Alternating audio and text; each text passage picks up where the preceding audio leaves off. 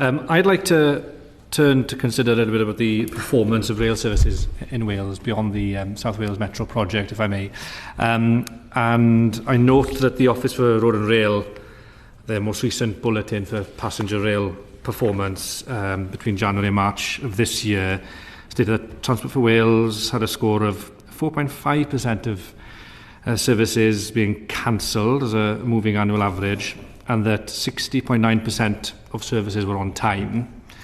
I wasn't able to find anywhere on the internet, and perhaps you can help me, whether there were specific statistics for the performance of services on the Cambrian line, and particularly between Aberystwyth and Shrewsbury. I don't know if those statistics... We can get those for you, and I can write with a breakdown. Yes. That'd be very useful. We will write with the lowest level of breakdown that we can. That would be very useful, because one of the things, sadly, that crops up quite often in casework and concerns from constituents of the reliability of services between Aberystwyth and Shrewsbury.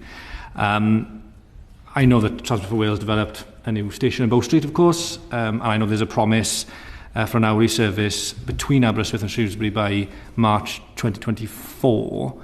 I suppose the first question is, are you confident that you'll be able to realise that commitment? So there is an announcement due out later today on what we are doing on our services, and if anyone can provide me, if someone can tell me the answer to that, Rob, in a minute. I'm quite happy to say it here. I'm not playing games by saying there's an announcement out later. I just don't want to get it wrong. So, and I want to answer the wider question that you raised as well, but just on the specifics of what are we doing about future timetable enhancements. The announcement that will come out later today broadly will say that as a result of two things, firstly rolling stock availability, secondly Network Rail capability, and that's the wider point about Network Rail I said I would come back to. Some of the service offerings are going to have to be postponed, not all of them, but some of them. And whilst we go through the summer, what we are going to do is to review all of our timetables in the light of COVID, because what we've seen is that there's been a massive change in travel pattern as a consequence of COVID, and running a timetable that was designed probably 10 years ago when no one thought working from home was going to be a thing, when no one thought a big commute at the weekend was going to be a thing, just isn't working. So we've seen our pinch points completely move. So we're reviewing all of that. In terms of the specific, I'm just seeing if I can find...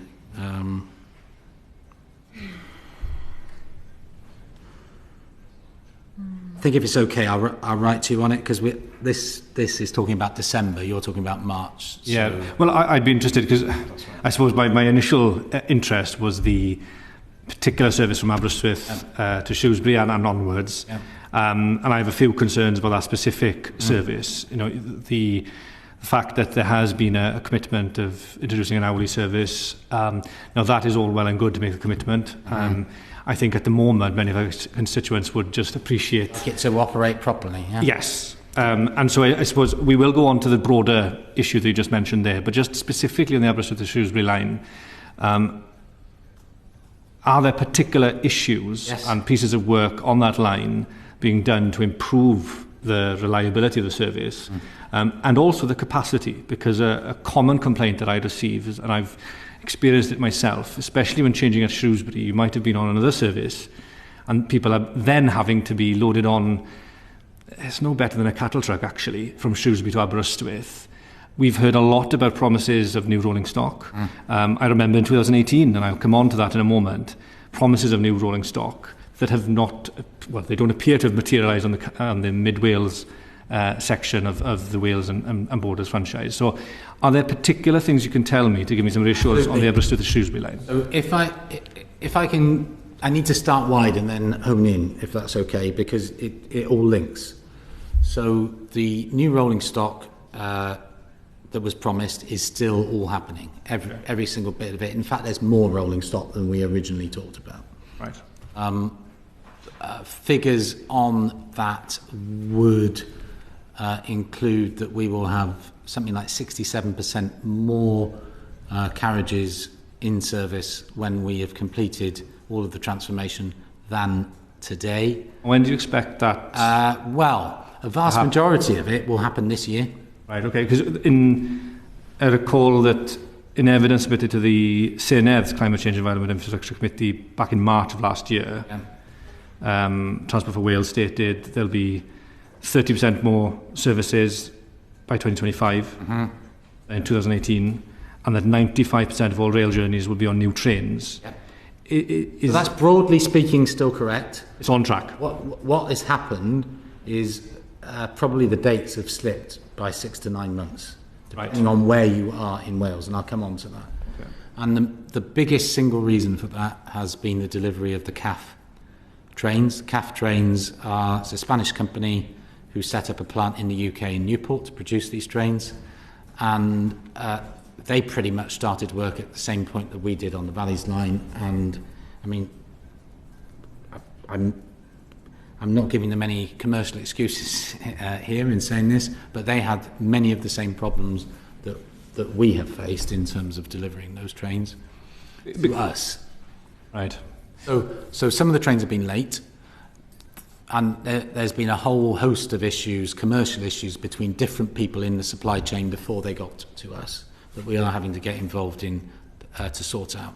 The good news is that we are accepting new trains on a weekly basis, probably about one a week, additional trains. And we want to keep that beat rate up. At the minute, we have got 26 brand new trains, so I'm not including the 230s or the Mark 4s or any of the refurbished stock that we've brought in service every day, sometimes up to 30, and that number will grow. But because rolling stock is way more complicated than most people believe, i.e. different rolling stock has to be something called gauge cleared before it can run on different parts of the network. Drivers have got to be retrained on it. They lose their training skills if they don't use a certain train for a period of time. It becomes a very complex picture as to how quickly and where you can deploy that new rolling stock. Right. So in essence, what we are doing is we are bringing new rolling stock onto the network. We are using it anywhere we can, is the truth, with a focus on alleviating congestion wherever that is physically possible to do, i.e. it's been gauge cleared and we've got drivers trained for it. Eventually, all of the network will have new rolling stock, and those original figures of 65% increased capacity and 95% of people using new trains will be met.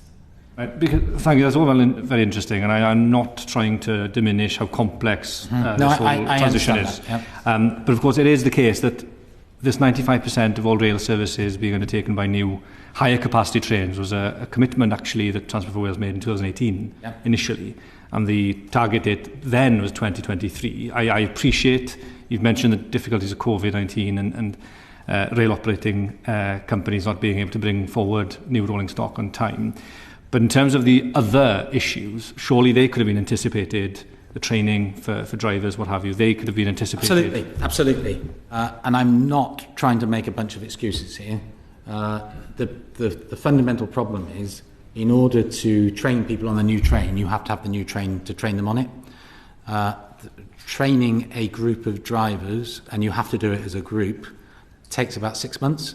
Okay. So we have to have the new train available.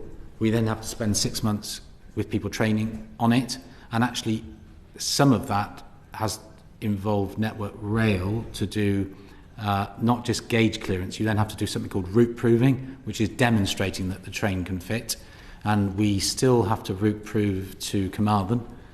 There won't be any issues, that's ongoing now.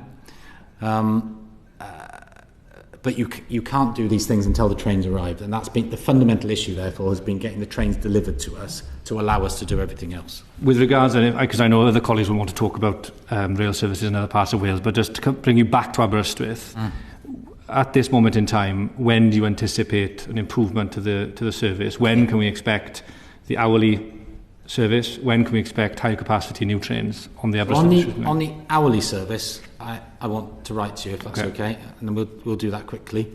On how quickly will things improve, the answer in general, and again, I want to write to you with the specifics, but in general across Wales, the answer is things will improve quite quickly, and things have already improved quite significantly from 4 weeks ago, and certainly from 6 weeks ago. And that is because two things have happened.